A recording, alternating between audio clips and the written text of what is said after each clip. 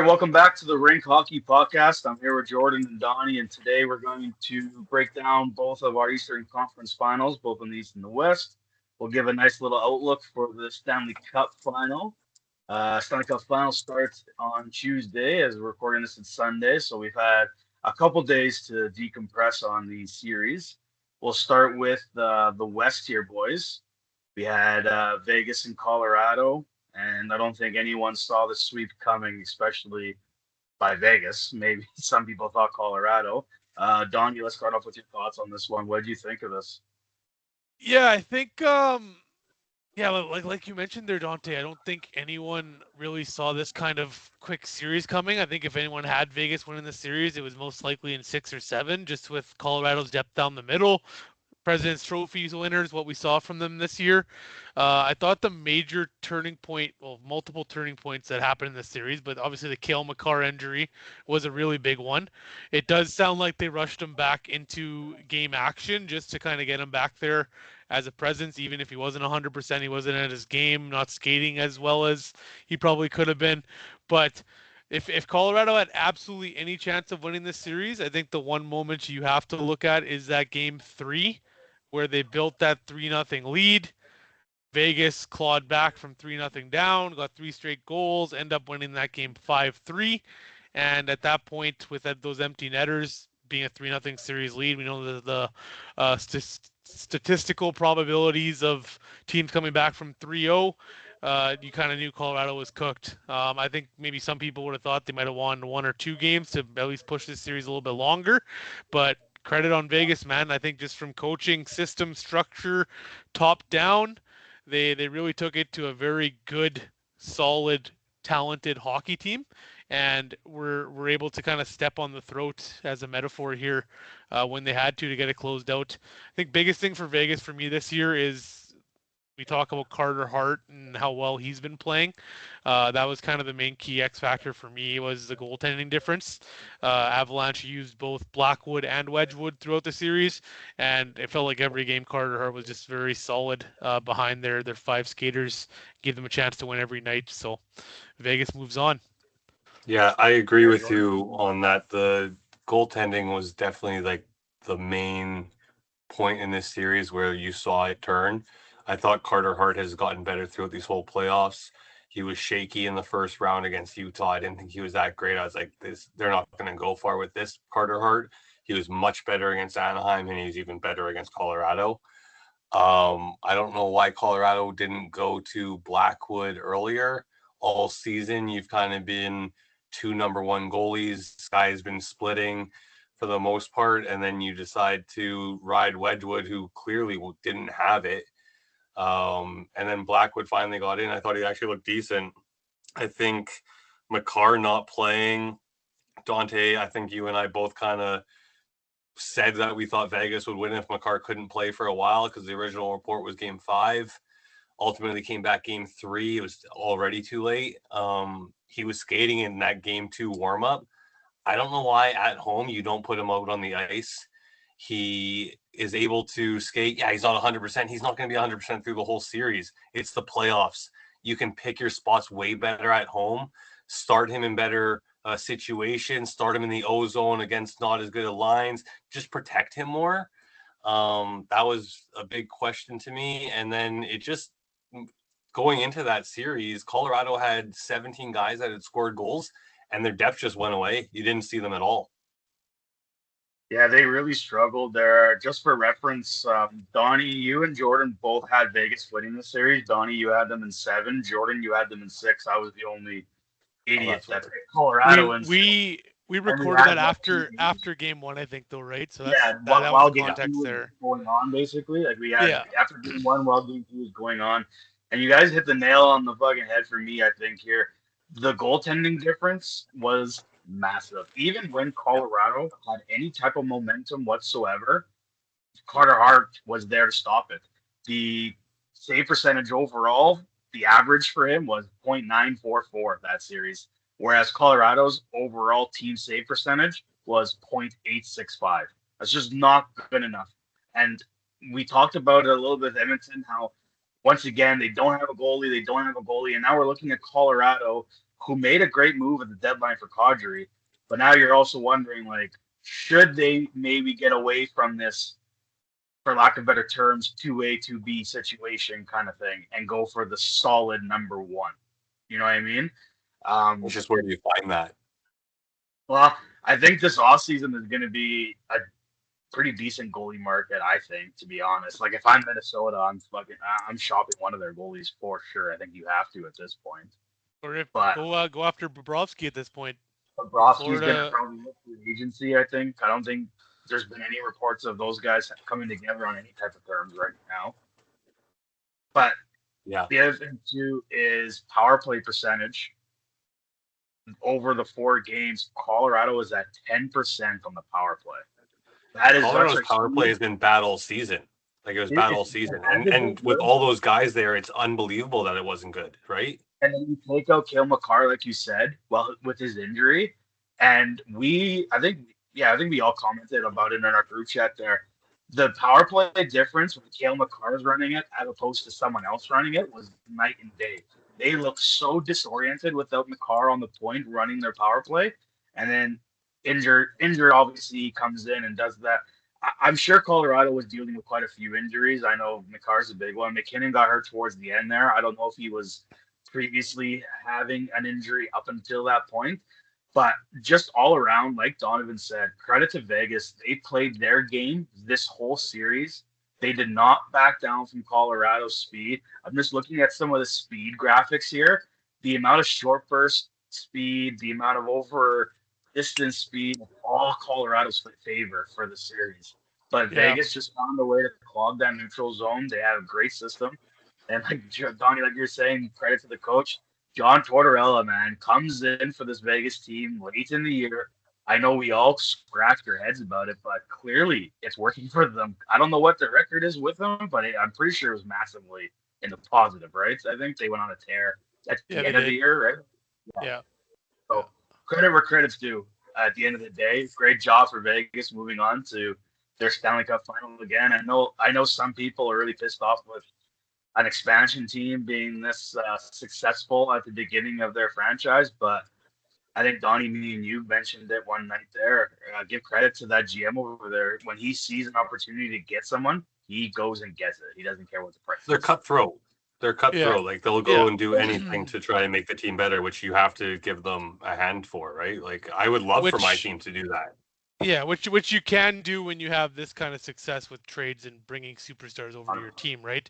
Like 100%. I think like we're 8 years since the Vegas expansion series, so I think we're almost at the point now where I take expansion team off the label. It's completely gone now. But to your point, Dante, like left from that expansion team.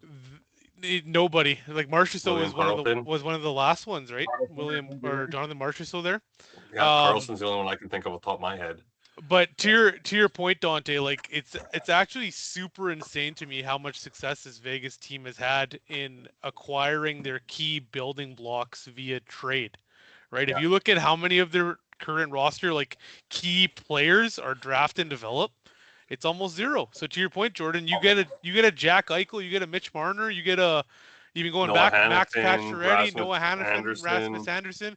These quality of players you're able to go get from other teams with picks and prospects without subtracting from your roster. You're able to add them to yours. Why would you keep draft picks? Why not just keep going for it and trying to win the cup year after year until you're forced to start looking at a rebuild kind of draft and develop strategy? That's going to happen.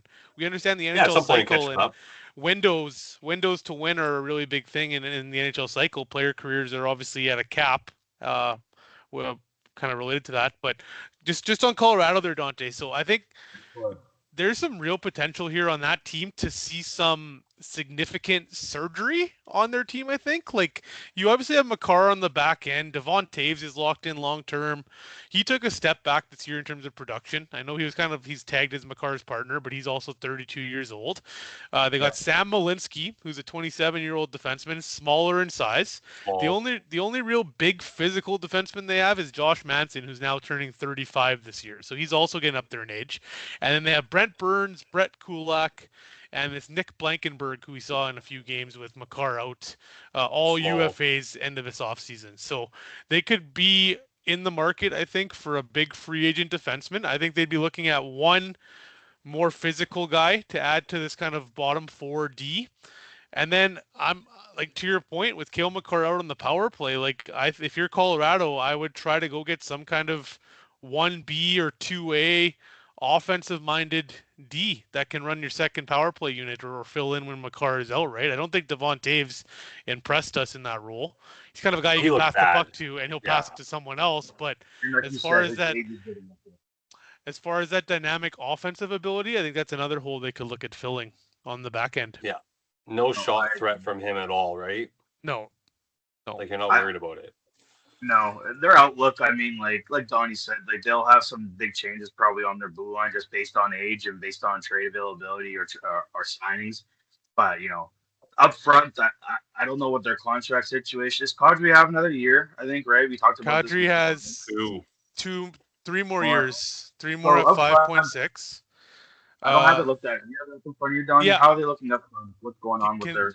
There's a lot of guys still locked in there. Yeah, they have, and it's aging guys though. So you got McKinnon at the top, obviously. Nietzsche they locked in at 11.5 for another 5 years.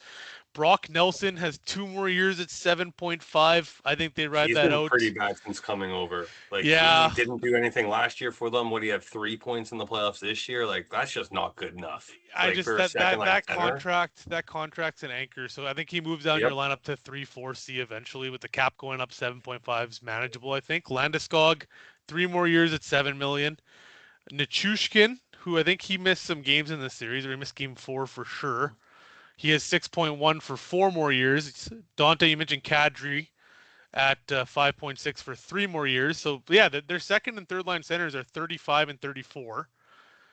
And they all have multiple years left on their contract. So that's pretty much your top 3 centers locked in. One name that I've already heard as a potential flip trade target is Ross Colton. He's a little bit overpaid for what he kind of brings. He brings that playoff energy, a little bit of speed, bottom 6 player, but he's making $4 million, 29 years old, 1 year left. They might find a trade where they send him somewhere else and maybe they get a similar deep player back. And then Nick Waugh, who they gave up a first for from Toronto, which Toronto got him from Vegas in the Marner trade. 1-for-1, heck of a trade, Leafs. He has 1 year at $3 million left. And then the only person off their books on the forward front is Kiviranta. So high level, like they're locked into these contracts. If they want to get creative and try to unload some money and bring in some cheaper players that can still contribute, there's options there. But I'm not too sure. Yeah, they're handcuffed a bit with those contracts. Kind of handcuffed with those contracts. That being said, though, like those players, while they are getting aged, you probably still have 1, maybe 2 years with them producing. I mean, Brock Nelson maybe not, but Kadri, he did pretty decently in my opinion. You got Nikas, who's great. Lehkonen is one of those top 6 guys that you can insert anywhere. I love Lehkonen. I miss him on the Habs so much. And then like you said, Landeskog's getting older, so Colorado's kind of like in a situation where they're probably going to go for it, obviously, again next year. I mean, have to. Yeah. You're never out of it, in my opinion, when you have a McKinnon and Makar. It doesn't matter what you have. When you got those 2 guys, you're going to win hockey games. So they're going to be going for it again next year and possibly even the year after.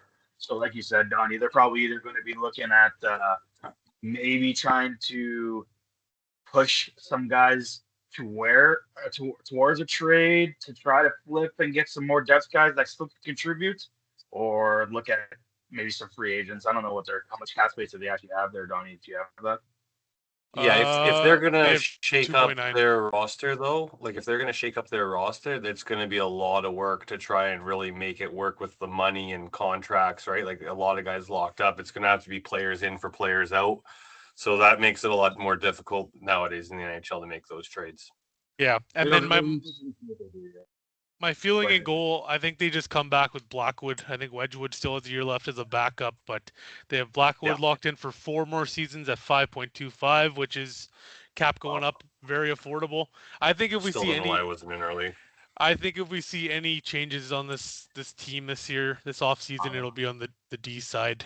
Maybe very minimal up front, and they'll roll it back with the same group and see if things change, I guess. Yeah, I mean, like everyone said, no one really expected them to lose there at all. But congrats to Vegas. They're on to the finals here. Let's switch over to the East, boys. I know Donny and I were heartbroken with this one. We have the Montreal Canadiens losing to the Carolina in a gentleman's sweep for 4-1 series there. Montreal winning the first game and Carolina completely dismantling the Montreal Canadiens after. Let's start with since Jordan, Donny, and I are very passionate about this. Let's hear your thoughts, Jordan, on the series. I thought game one, they Montreal came out, was high off their adrenaline, winning another game 7, kind of ready to play. We talked about Carolina's rest and how 13 days or whatever it was, longest in NHL history, and it showed. They weren't connected with their pressure points as a full unit. They left a lot of holes. Montreal really exposed them.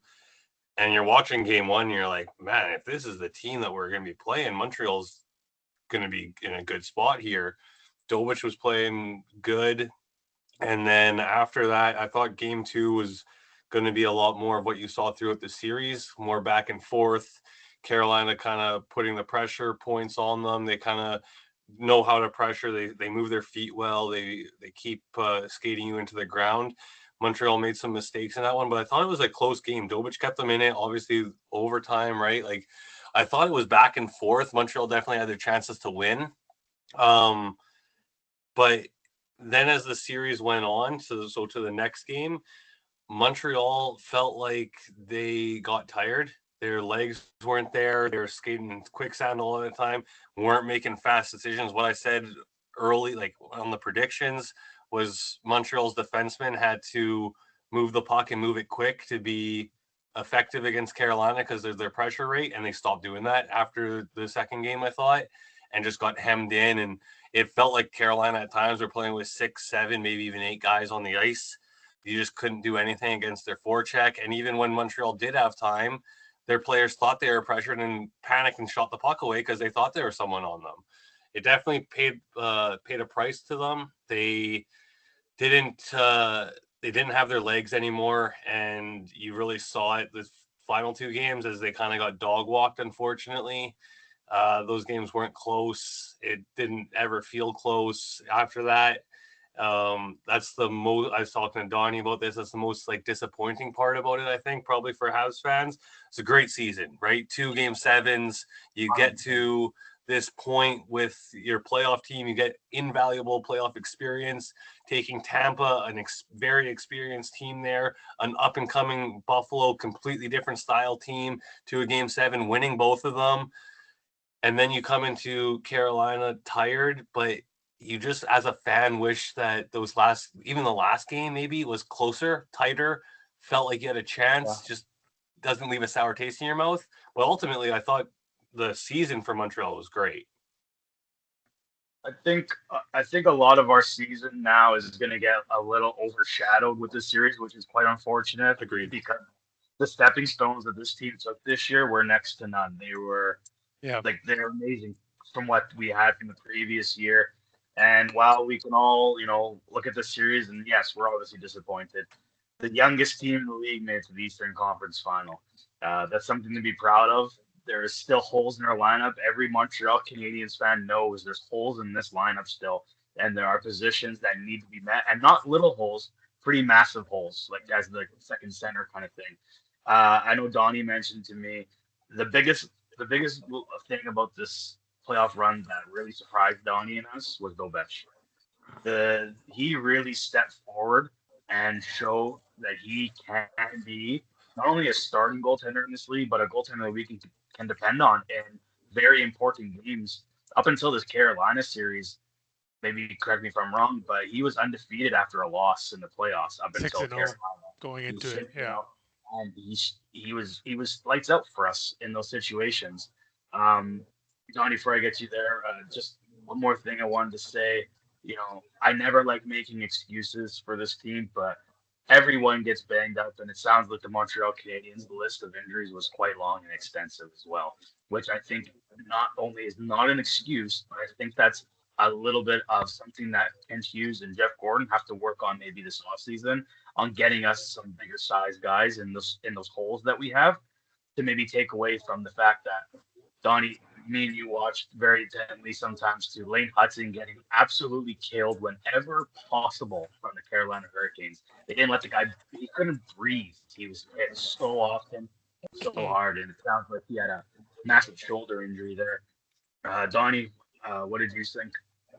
Yeah, I think um, if I could sum this whole series up to one thing, I think it would just be energy, running out of juice teams we typically see. Dante very close to similar to, we look at 2010. There was a lot of comparables to Halak and Dobish. That 2010 team, they beat the President's Trophy winners, Washington Capitals, in Game 7. 2-1. I think Halak had 52 saves in that game, right? Like, they didn't deserve to win. They pull out a Game 7 against one of the best teams in the league. Second round, play the reigning Cup champions, Pittsburgh Penguins. Game 7, they win that Game 5-2 a little bit more handedly. Third round, they come up against the Philadelphia Flyers, and coming off of 2 tough Game 7 series, they lose in 5. It's almost like it's a mirror image of kind of what happened in this series. Philly, I don't think at the time was as developed and veteran team as Carolina is here. But yeah, like from what we saw in Game 1, that 6-2 win, Montreal on their toes. We understand Carolina was rusty after that historic break. I had a little bit more confidence in our ability to create offense from there, but it was very evident following Game 1, Rod Brind'Amour got his guys in, and you have to give that coaching staff and team a ton of credit. Carolina's been to this round 3 how many times and fallen short? Florida, right? And they exercised some demons with this series win. I think it's pretty easy to say. And we look at the shots on goal, Dante. I think I'll just rattle them off here quick. But Game 2 was a 3-2 overtime loss. Ehlers scored it. Montreal had 12 shots on goal in that game. Game 3 was a 3-2 overtime loss. Svechnikov scored it. Montreal had 13 shots on goal in that game. Game 4 was a 4-0 shellacking. Dante, we watched that one. That was start to finish Carolina. They had 18 shots. And then Game 5 was a 6-1 win. Montreal got 24, which a good chunk of that was third period, kind of garbage time. Carolina sitting back on a 5-0 lead there. I think if there's anything that I am disappointed in this series, it is the lack of changes from Marty's side. I think Marty is a very loyal coach. He loves his players. He's a very player-centered coach. Players love playing for him. But it was very evident that the lineup that you were putting out between games 2 to 5 were not getting it done. To your point, Jordan, I don't know how often Montreal stopped behind their net to try to regroup and figure a way how to break out of their own zone, but it felt like they stopped behind their net more in this series than they did in the entire 82-game season. Like, yeah. I understand trying to make changes on the breakout and doing that, but Dante, to your point, we have Brendan Gallagher, who bleeds red, white, and blue, sitting on the sidelines. He came in the Tampa series, scored a huge goal. We have Oliver Kapanen, and we have Patrick Laine, which Laine is a different talking point. But that inability to understand when guys are out of energy and make a change, especially in that last game where they lost 6-1, I would have loved to see that be a change that Marty make, right? Yeah. Didn't this series just feel like after the third game especially that it needed that injection of emotion on the Montreal side, the exact 100%. Type of boost that Gallagher could give them? And it wasn't like he was playing his fourth line a ton anyways. He would have gone out there and got 7 minutes. You can't trust the guy for 7 minutes? Yeah, you can. And he was going to give that boost of energy. Everyone rallies around him. You saw it against Tampa. He came into the lineup. The whole team got going. The whole team rallied around him when he scored the goal. It was like they won the cup on that goal. You could just see the emotion on that team. It felt like this series they needed more emotion in that spot. And I just don't know why they didn't bring the guy that could bring that in Gallagher. And you could also say the same thing about Struble over Jack Guy. Struble played the majority of that series. He didn't bring anything positive for many of those 100%. Games. Jack Guy would have done the same thing on the back end. So just to put a bow on my thoughts, Dante, quick, but if I could make a metaphor for this series, it's almost like if you have a family member that has some kind of debilitating disease that has days left to live. It's between Oh, games fuck. 2, 3, and Fucking 4. George. No changes were made, Dante. But there was almost like on my end watching that final game and a 6-1 loss. I feel like I had time as a Habs fan to process where Yeah. that was going before it happened. And honestly, it kind of helped me be more okay with the loss at the end of the day, right? Like we kind of saw the writing on the wall. We I understood know where it what was you mean. going. We had a lack of changes, Jesus. and that's probably a very distasteful metaphor, but I mean, no, I'll put it's it in like there. I you're love it. it's like you're watching, like, I mean, I won't use a human in the situation like you did, Donnie, but it's like, you're driving on the highway and yeah, you hit like an animal and then it slowly dies on the side of the road. Montreal slowly died from that from game 2 on. It was a slow, painful death for them at the end of the day. But like I said at the beginning, it really sucks, in my opinion, too, how they go out, because it's going to cast a shadow over an amazing playoff run, an amazing regular season from these guys Oh on yeah, the youngest team that is just going to keep getting better. And yeah. to touch base a little bit, I want to read this post that I have on Reddit here about the shots. And this guy wrote down, because obviously right now, knock on wood, these are all rumors. Nothing's been confirmed yet. I think Montreal's locker cleanout is tomorrow, Tony. Yeah, Am I right? Monday. Yeah. So tomorrow's usually when you get your confirmations on a lot of these things. But the rumor mill's out on the injuries for Montreal right now, and it's some big name guys with some big significant injuries. But the one thing this guy says is, I'm not going to touch base on who they are, but I will say a lot of it is our top 6 and our top defenders on this team all had some kind of shoulder, hip, or hand injury, and significant ones at fact. Some separated shoulders, damaged ligaments, hands can't close properly, etc., etc. I have to hopefully chalk this up to the belief of why shots were not being as often and heavy as they should have been. Now, this is a comment from a guy on Instagram there. I read it and I thought to myself, sure, I don't like the excuses, but yes, maybe this is one of the reasons why our shots just completely dipped off. Eventually, the body can only take so much. If that's the case, Donnie, to your point, that makes me even more upset that there wasn't lineup changes. Yeah. If you have guys like, for example, let's just say Slavkovsky, who we knew got killed in that Tampa Bay series with a massive hit. You saw it. You saw the way he went off the ice, that he damaged something badly in his shoulder from that hit.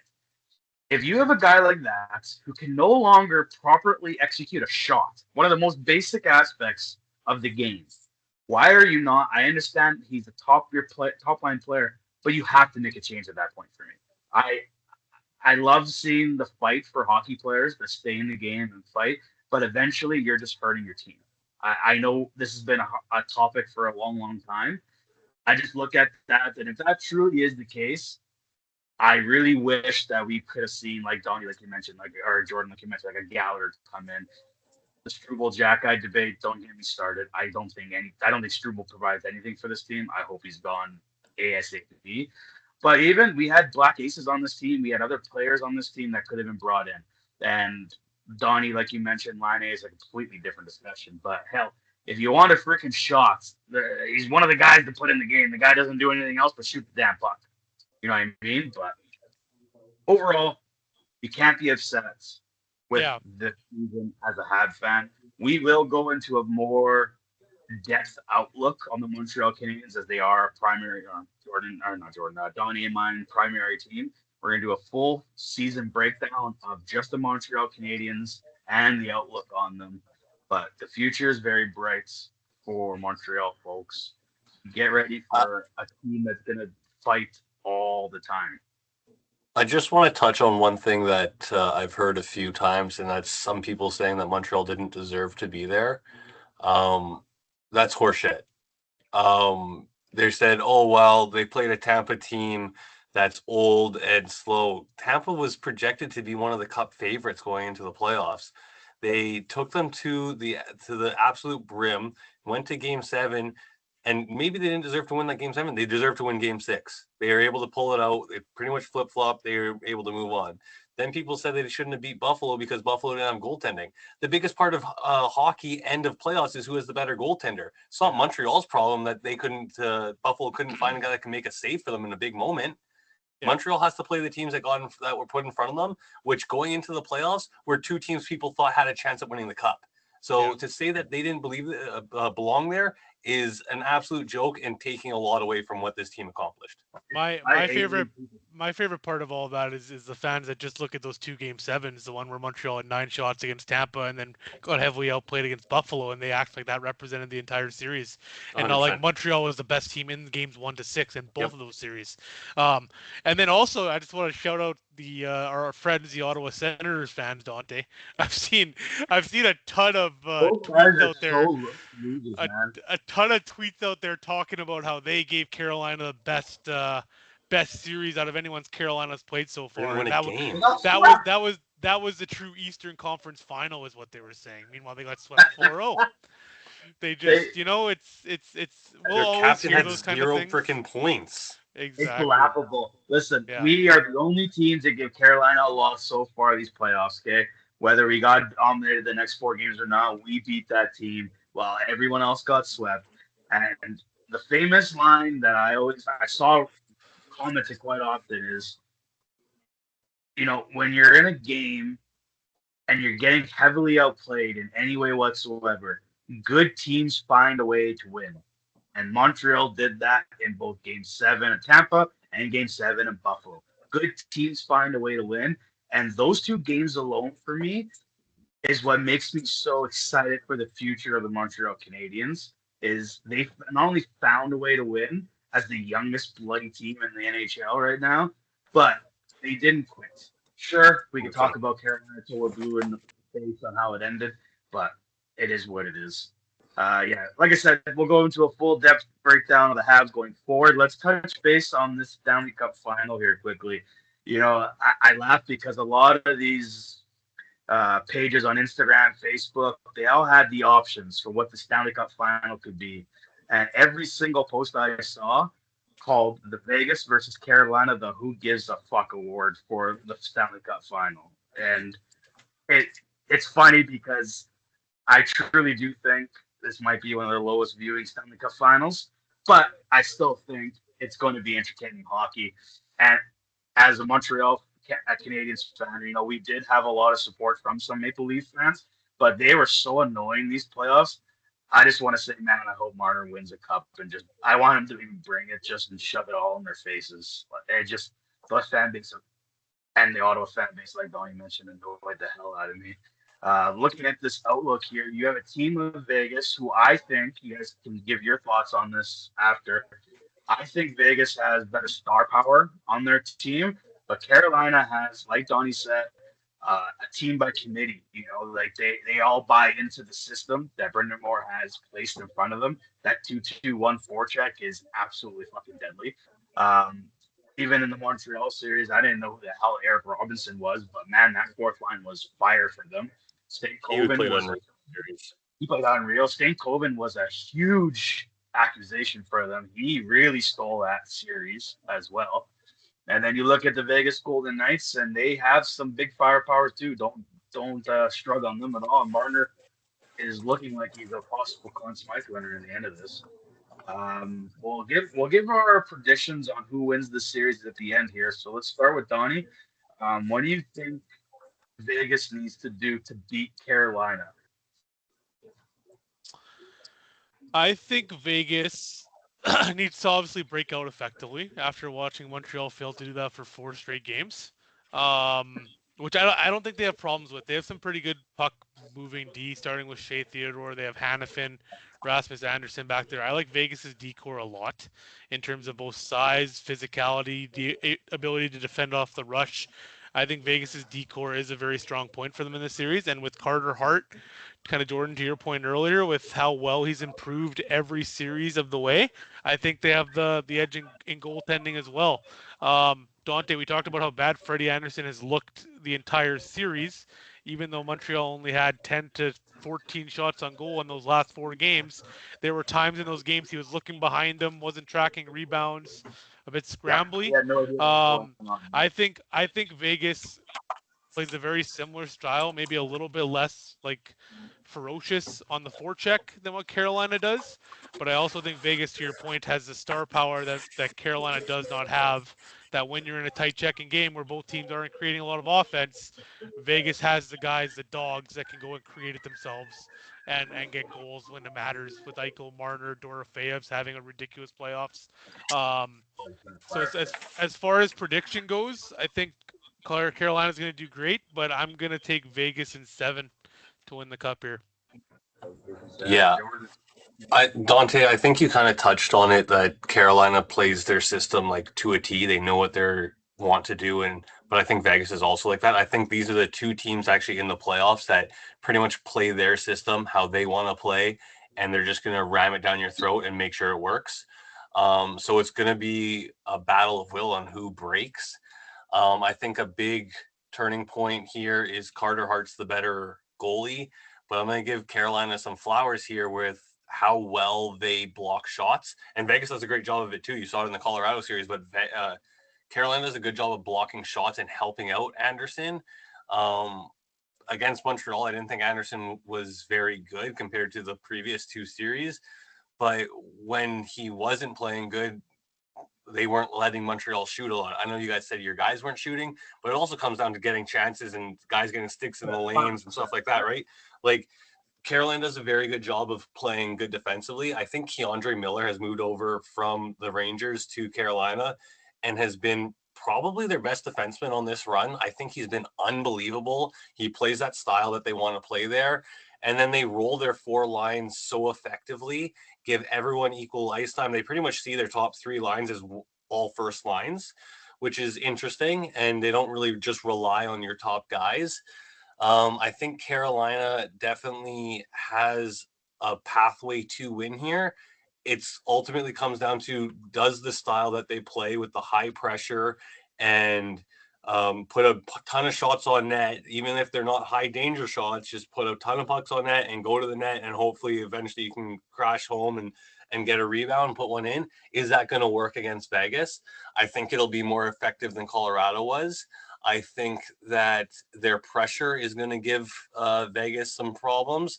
They do have some defensemen that move the puck well, but at the same time, I've seen them have trouble against like Anaheim and Utah, who were on them quick and they kind of made a lot of mistakes. I think Hart will bail them out, though, unfortunately. Ultimately, if Vegas wins the cup, their 2029 second round pick turns into a 2029 first round pick for the Calgary Flames. And for that reason, Vegas in 6. Vegas in 6. So I'm gonna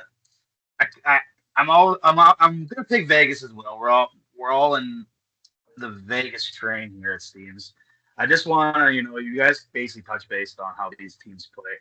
I'm just going to go over the lineup quickly, and you guys can chime in on what you think as well. But I'm going to do like some head-to-head looks here at this lineup. Just so the way I look at this lineup, it's going to really come down to me is which coach can effectively get their matchups, I think, in my opinion, for this. Like, Carolina's first line has not been the greatest. You got Jarvis, Aho, and Svechnikov on that first line, and they have not exactly dominated like they have at times in the regular season.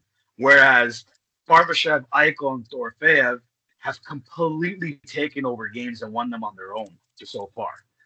Then you go down to the second line, which is just crazy. You got Marner, Howden, and Carlson, and that line just works. Marner is just on an absolute tear as of late. He seems to be just motivated beyond anyone being able to stop him.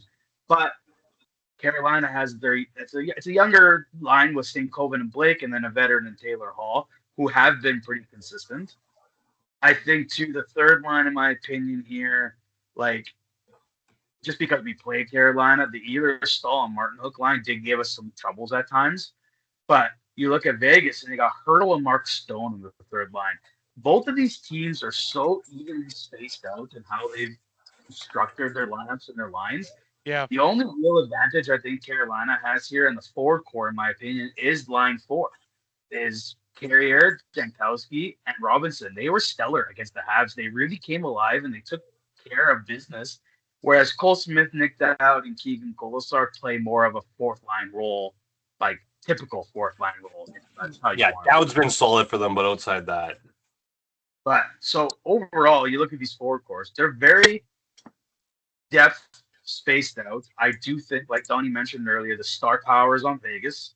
Like, there is no Jack Eichel on Carolina at the end of the day. No. There is just not. There's no Mitch Marner either, in my opinion. I know there's been some great guys in Carolina that have good performances, but there's no Mitch Marner over there. No, I think Vegas has the two best forwards in the series. Like high level, if you just were to rank every forward on this list, Eichel, Marner at the top of your list, and Dante, to your point on like how the lines are fabricated for both teams, like you're saying, they're very spread out.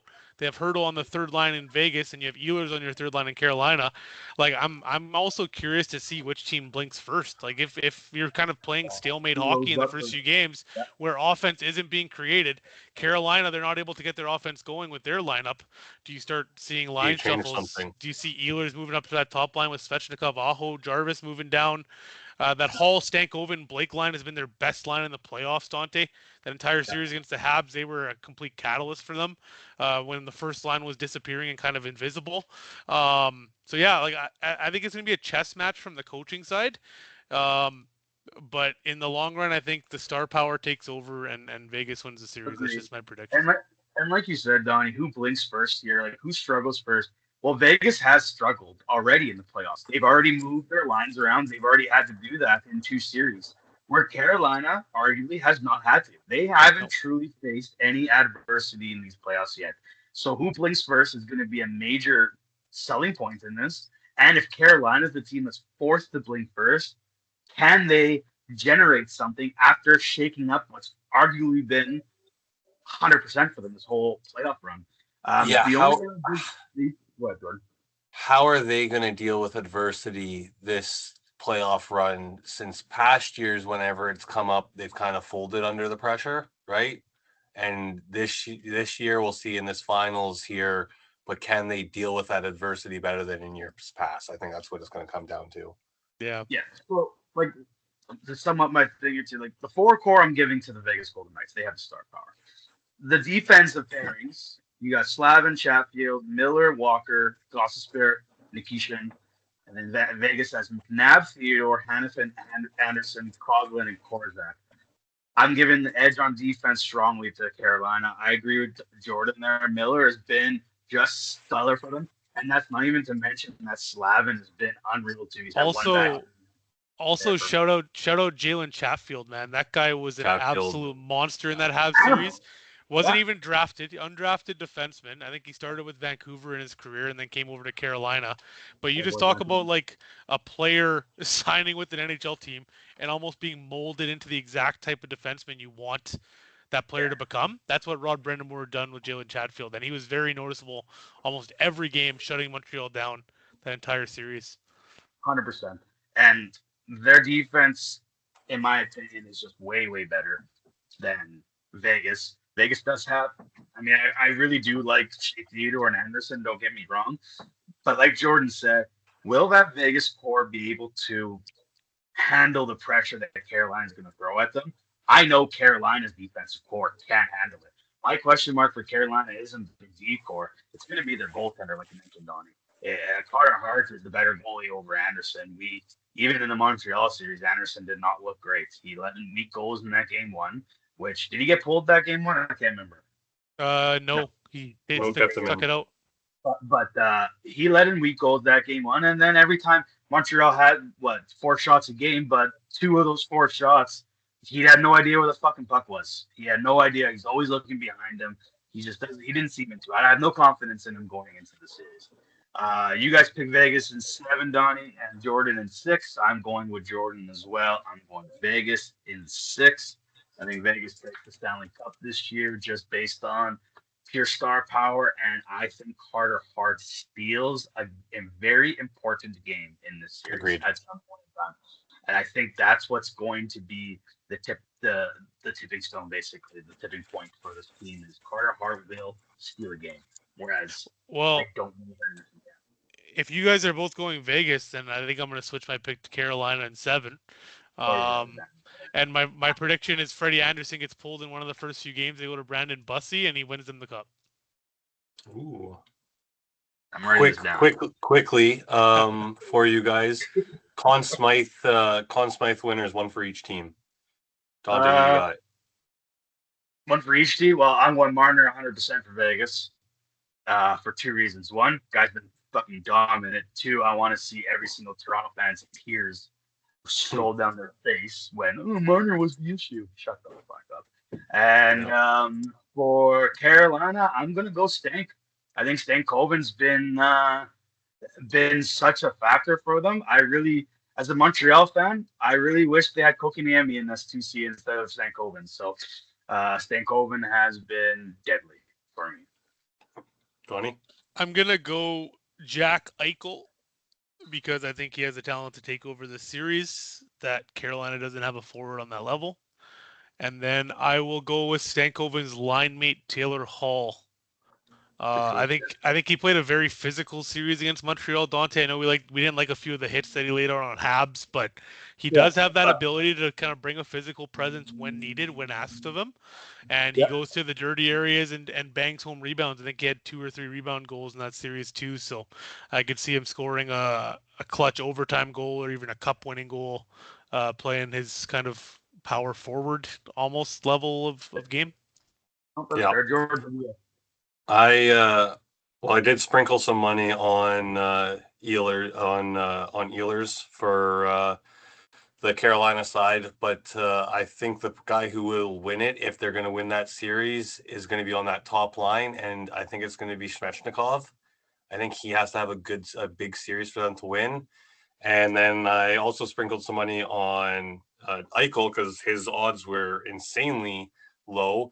But since he's already grabbed, I'll go with Dorofeev because I could see him potentially scoring a bunch of goals in this series. Yeah, that's a good one, too. Dorofeev has had not only some big goals, but he's had a deadly playoff series. For a guy that pisses me off every year in regular season fantasy when I draft him and how streaky he is, he's been pretty consistent these playoffs. That's also a guy we have to look out for kind of the offer sheet market this offseason. I think there's a ton of teams that would line up to put a hefty offer sheet to him, give up draft picks, and potentially get him away from Vegas. We'll see. See how it goes. Let's enjoy the final season, boys, or final playoff series. Sorry.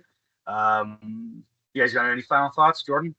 I got one. Yeah, I just want to give a shout out to the Team Canada team after beating Team USA that put a horrendous team out on the ice in the World Cup there. That really only had Matthew Tkachuk on it to go on and not even get a medal for Canada with a lineup that had guys like Velarde on it, Robert Thomas, Evan Bouchard, Darnell Nurse, Mark Scheifele, Macklin Celebrini, Sidney Crosby, Ryan O'Reilly, John Tavares. This is an unreal lineup for this kind of tournament, and to not even get a medal, it's pretty disappointing, Canada. I will say one thing on that.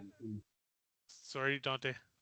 Sorry, I just want to say, no offense, but Scheifele was on this team this year, and Velarde, and I watched that final game and the game before, and my God, were they the worst players on the ice. Scheifele had zero effort this whole last game to the point where if you go on Reddit right now, he is getting absolutely plastered on there now with the piss poor effort he put in.